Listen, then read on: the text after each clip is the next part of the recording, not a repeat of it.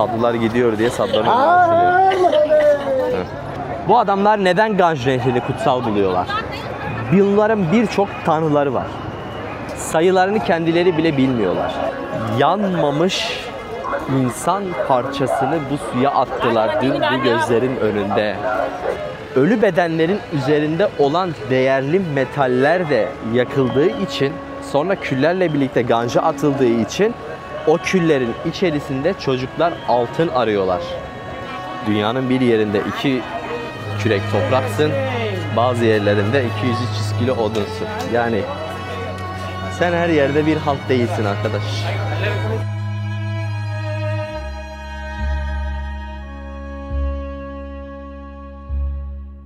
Arkadaşlar, Hindistan'ın Varanasi şehrine hoş geldiniz. Ölümün şehri, yıkımın şehri Varanasi'ye hoş geldiniz. Şimdi size şunu söyleyebilirim. Bugün birazcık kalabalık olacak. Ve şu ana kadar eğer herhangi bir Varanasi videosu izlediysen onu unut. Çünkü bu neden farklı biliyor musun? Biz şu anda Kumbh Mela dönemindeyiz. Yani Hinduların hac dönemindeyiz. Şöyle döndüreyim. Dayı beni izliyor. Ha kaçtı. Hinduların hac dönemindeyiz. Bu hac dönemi 6 yıl, 12 yıl ve 144 yılda bir yapılıyor. Ben şu anda 144. devirdeyim. Yani 144 yılda bir olan bir Kumbh Mela dönemindeyiz. Bu Varanasi şehrinde ve Allahabad, Prayag 3 ismi var. Bu şehirde oluyor. Varanasi'deyim şu anda ve sonrasında da ilerleyen vakitlerde Allahabad'a geçeceğiz.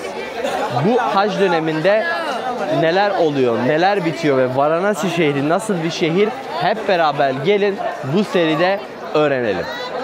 Dediğim gibi arkadaşlar, inanılmaz kalabalık, katılım milyon katılım var.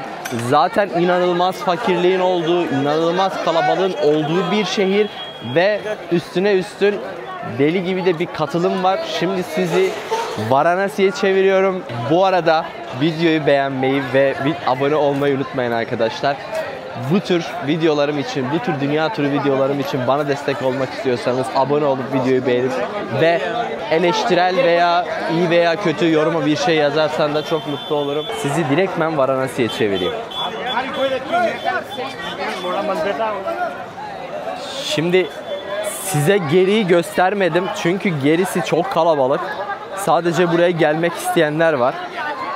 Alo. Ve Varanasi'nin dilenenlerini görüyorsunuz. Bu kuyruk, bu dilenme kuyruğu bitmiyor. Ve şu anda sabah saat 7 arkadaşlar. Sabah saat 7. Ve 7'de böyle bir kalabalık var. Ben neredeyse 48 saat oldu buradayım. İyice bir şehri kokladıktan sonra video açmak istedim. Sabah saatleri böyle ya. Öğleden sonra adım atılmayacak hale geliyor.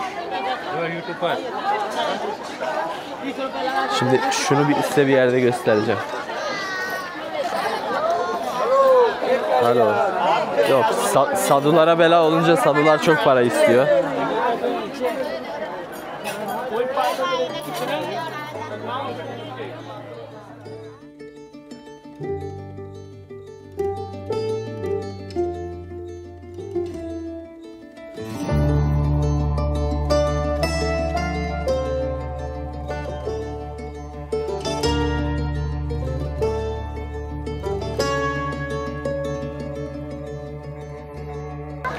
Meşhur Ganj Nehri, Ganga.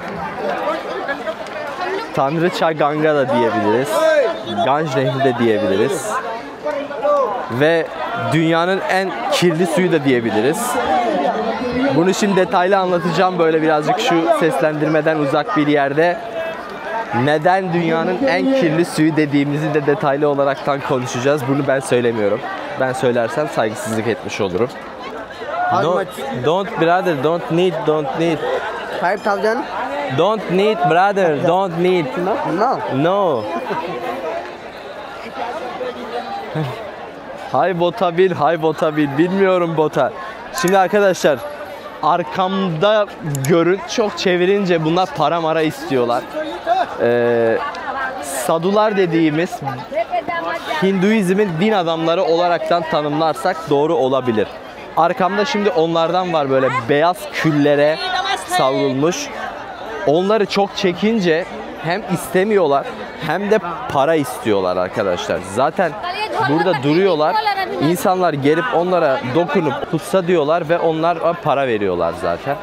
Burada mesela bak yine karşıda saduların çadırı var ve tamamıyla çıplak oluyorlar ve beyaz küllerle kapalı oluyorlar. Karşıda yine 7-8 tane sadular var.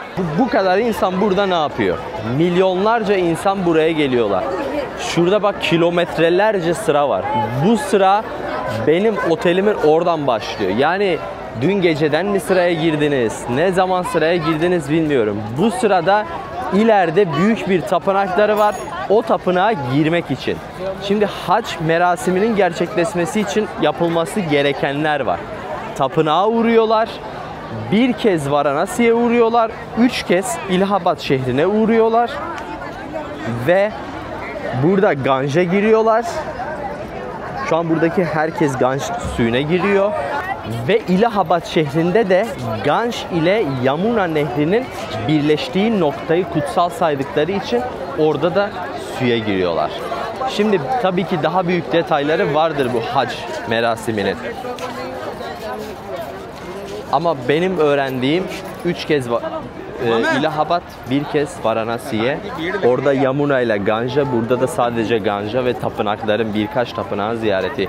O yüzden burada tapınakların önünde şu anda kilometrelerce sıra var.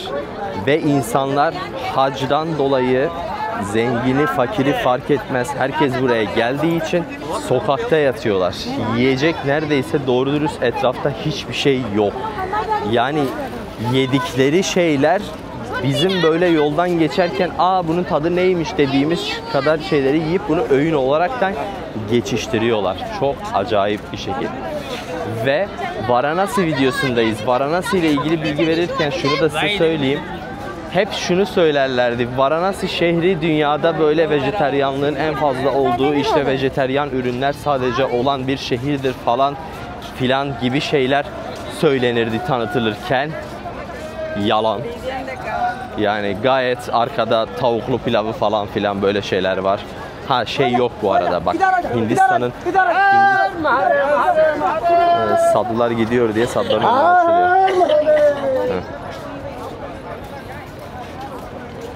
Gittiği yere ne yaptı? Bak bastığı yere ne yapıyor? Bak sadıların bastığı yere bak.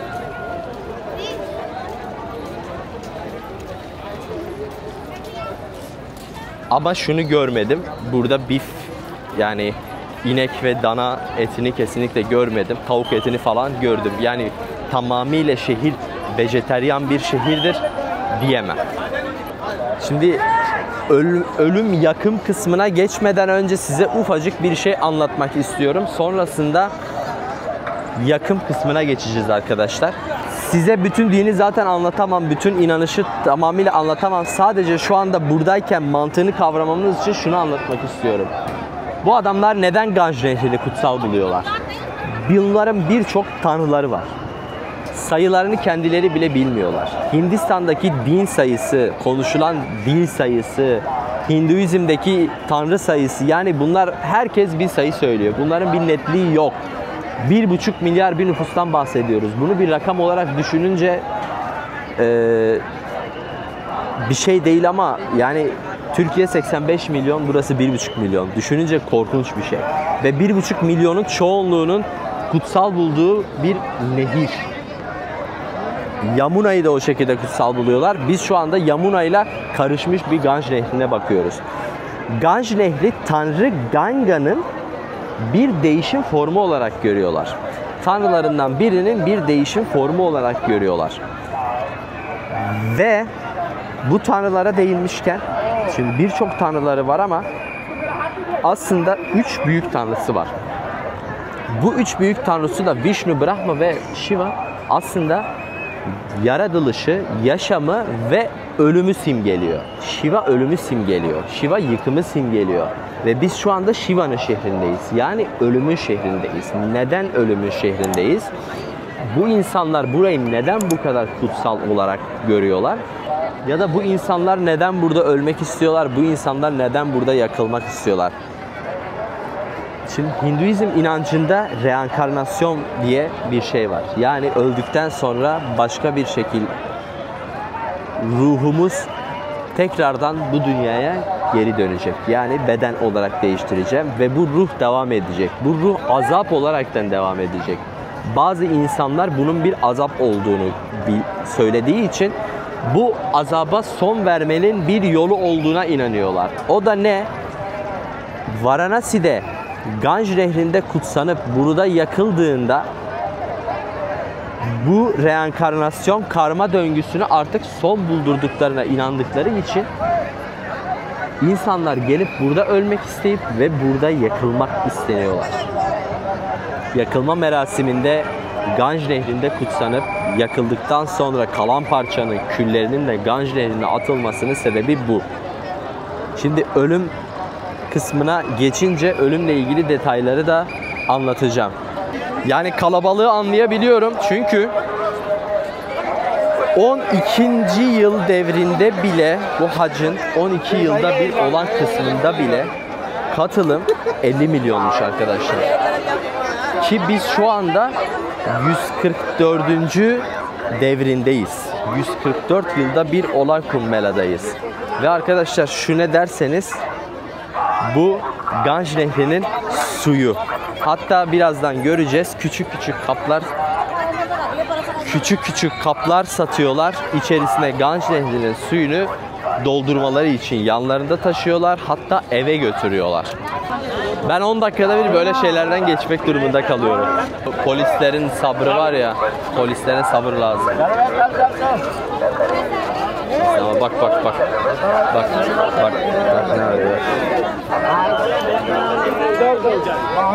ne oluyor? नीचे से जाइए आप लोग नीचे से जिनको बाहर जाना है नीचे से जाइए सीढ़ियों पर मत चढ़िए आप लोग नीचे से जाइए नीचे से Bu arada yüzlerce insan, yaşlılar daha doğrusu,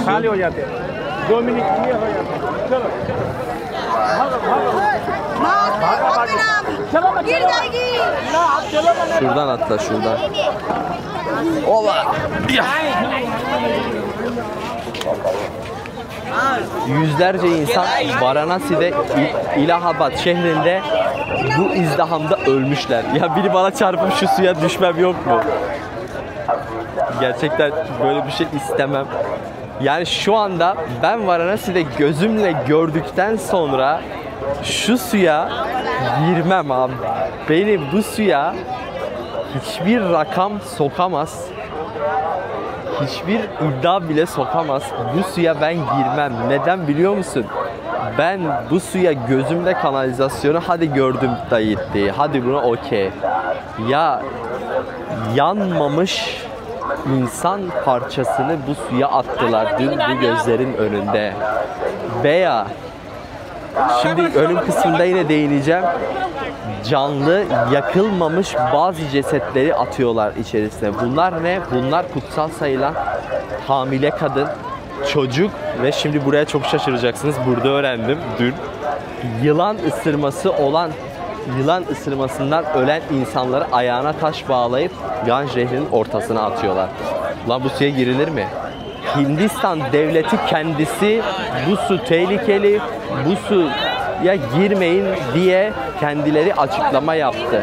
Dünya Sağlık Örgütü dünyanın en pis suyu olaraktan gösterdi burayı. Ama insanlar giriyorlar, onlar girebilirler. Onların herhangi bir bağışıklığı demek ki çok güçlü abi. Adamların hiç umurlarında olmuyor. Ben bir temas edersem ölür giderim. Net ölür giderim yani.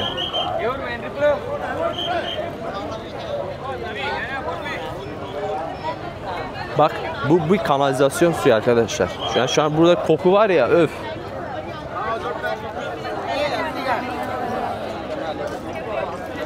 Şimdi ölüm kısmına geçiyoruz. Ölüm yakma kısmına geçiyoruz daha doğrusu.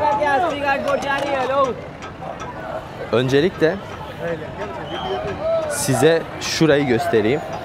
Burada bir anlatmak istediğim, beni çok şaşırtan bir olay var. Bak şu anda burada kalmamış ama dünden çektiğim videolar buraya gelecek. Burada arkadaşlar ölü bedenleri getirip yakılmadan önce Ganj Nehri'ne daldırıp kutsayıp öyle çıkarıyorlar. Bak şurada bir tane de abimiz var. O abimiz ne yapıyor ve dünkü çocukları da çekmiştim.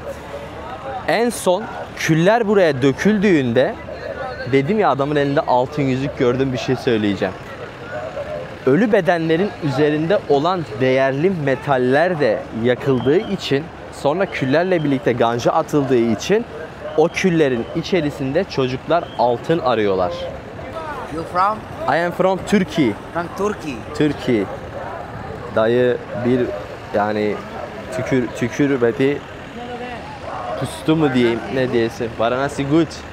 Dayı bırakma, dayı bir de geldi önüme bildiğin o panı böbreğini atar gibi böyle attı. Ne anlatıyordum? Burada bu arada yine bir en sonki yanan bir şey getirmişler. Buraya atmışlar arkadaşlar. O son yangı bir ölü beden arkadaşlar. Şurada da bak küller var. O küller yavaş yavaş atılıyor ve çocuklar orada değerli metalleri topluyorlar. Ya arkadaş bak orada çocuk, gidelim oraya. Yani bunu düşününce köpeği suyun içinde gördüm. O çocukları suyun içinde gördüm.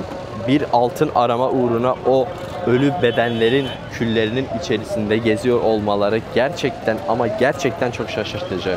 Ya insanlar Ganj Nehri'nde bırak girmeyi, temiz olsun diye kıyafet yıkıyorlar. Şurada bak kıyafet yıkıyorlar. Düşünsene bu suyu da bir şeyi temizlenmesi için yıkıyorsun. Bu arada Varanasi'de bu ölüm yakma merasiminin olduğu çok yer var. Böyle bütün şu tarafta artık epeyce bulunuyor. Bu onlardan sadece bir tanesi. Normalde şuralarda hatta şuralarda bile yakıyorlar. Dün öğlen saatlerinde mesela epey bir yakım vardı. Şu an var mı bakacağız. Ben şu anda sabah erkenden çıktım çünkü çok kalabalığa kalmak istemedim ki, ona rağmen kalabalık arkadaşlar. Şimdi diyeceksiniz ki bu adamlar niye yakılmak istiyorlar? Bu adamlar yakılıp küllerini de Ganj Nehri'ne atıp, tekrar söylüyorum, reenkarnasyonu sonlandırmak istiyorlar. Yani düşününce ulan biz de reenkarnasyona inansaydık eğer, emin ol biz de bunu isterdik. Bu sonlandırmanın bir yolu olduğunu düşünseydik biz de bunu isterdik. Yani adam diyor ki hani bu hayat artık yeter. Ulan bir daha gelmek istemiyorum. Bunu artık son buldurun. Bu bir azaptır. Kesinlikle katılıyorum. Bu bir azaptır.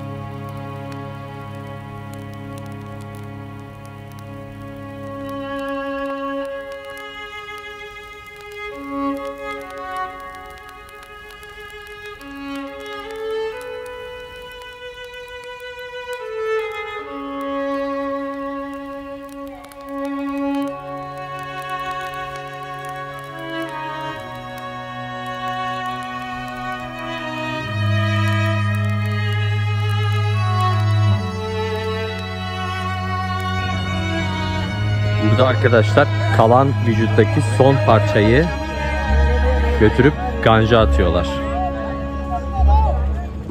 Yanmayan son parça.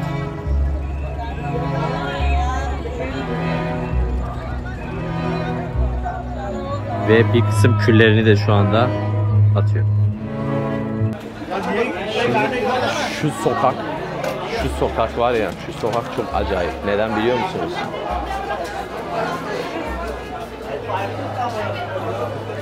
Sebebini söyleyeceğim.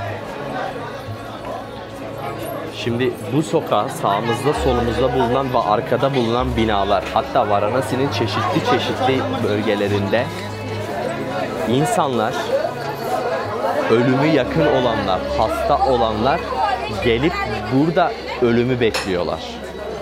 Yani düşünsene, şurada insanlar ölümü bekliyorlar ve sonrasında burada yakılmak için. Ve Varanasi'nin iç noktalarında bu işi yapan oteller var. Ölüm otelleri. Ölümü bekliyor insanlar burada.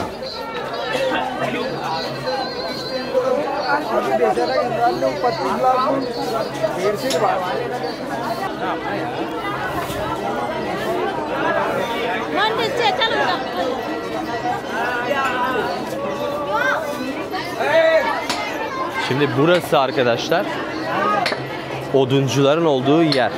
Burada odun hazırlığı yapılıyor. Ve bir insan için gerekli olan odun kilogramı 200 ile 500 yetiyormuş. Yani ortalama bir insana 300 falan yetiyor. İri olan bir insana işte 500 kilo odun falan yetiyor. En son vücudun bazı yerleri yanmadığı için, örnek veriyorum, göğüs bölgesi çok fazla dokunu olduğu için zor yanan bir bölge olduğu için en son yanma işlemi bittikten sonra ortalama bir yanma işlemi 4 saat sürüyor. 4 saat sonra kalan parçayı işte tutup Ganj Nehri'ne atıyorlar arkadaşlar.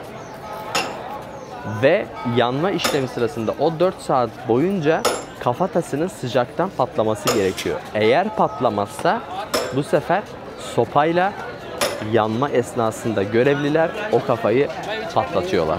Çünkü kafanın patlaması, vücuttan ayrılması demek, ruhun ayrılması, huzur bulması anlamına geliyormuş. Ey insanoğlu! Dünyanın bir yerinde 2 kürek topraksın, bazı yerlerinde 200-300 kilo odunsun. Yani sen her yerde bir halt değilsin arkadaş. Namaste birader.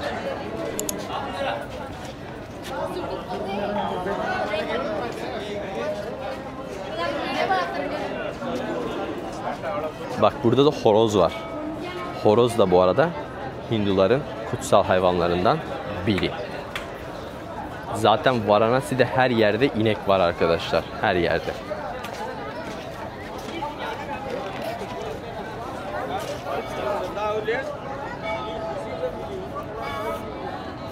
Bu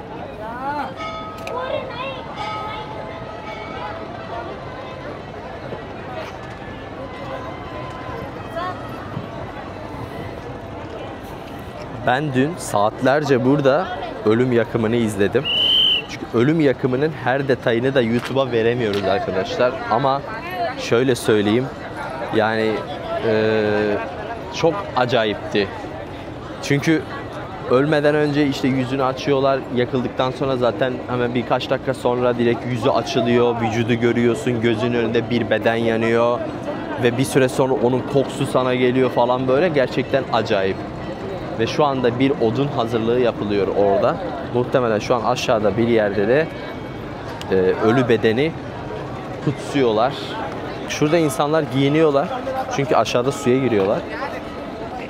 Şurada da az evvel gösterdiğim bedenlerin atıldığı, küllerin atıldığı yer. Yani şuraya beden kül atılıyor, kafatası atılıyor, vücut parçası atılıyor. Şurada da insanlar suya giriyorlar. Gerçi bu detayı vermeme gerek yok. Zaten insanlar orada da suya giriyorlar. Suya girip onu arıyorlar. Hatta onu bıraktım. Yani köpekler bile dün o küllerin içerisinde geziyordu. Çok gerçekten şaşırtıcı bir şey. Bir de ortada durmuşum muhtar gibi tepede. Burada şunu net olarak söyleyebilirim. Burada yaşanılan bazı şeyleri, burada yaşanılan bazı şeyleri YouTube'a koyamayız. O derece, yani o ölüm yakma törenleri, kutsama şekilleri, o yüzünü açmaları falan. Ben bunları hepsini canlı canlı gözümle gördüm. Zaten size de göstermek isterdim ama YouTube böyle şeylere izin vermiyor tabii ki. Kendinize çok iyi bakın. Varanasi'nin arka taraflarındaki insanların hallerini, yaşamlarını da sizlere göstereceğim. Ama bu Varanasi'nin size ufaktan bir bilgisi olsun. Kumbh Mela'ya siz de hoş geldiniz arkadaşlar. Çünkü birkaç videomuz Kumbh Mela şeklinde devam edecek. İlahabad şehrine gideceğim. Gerçekten şu anda bu Kumbh Mela 144. yıl. Yani bu içerikleri daha önce görmediniz. Çünkü 144 yılda bir oluyor. Abone olmayı, videoyu beğenmeyi unutmayın. Kendinize çok iyi bakın. Bir sonraki videoda görüşürüz arkadaşlar.